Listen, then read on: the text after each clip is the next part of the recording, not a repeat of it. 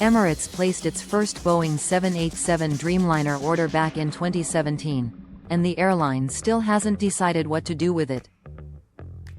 Originally it was 40 Boeing 787-10s, then 30,787 9s, then 35 split between the 8 and 10. And now? Emirates simply says, 30 Dreamliners. No variants mentioned.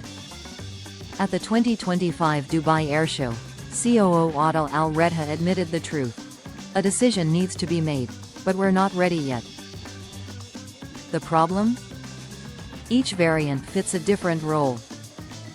The 787-8 is too small for Emirates' current traffic.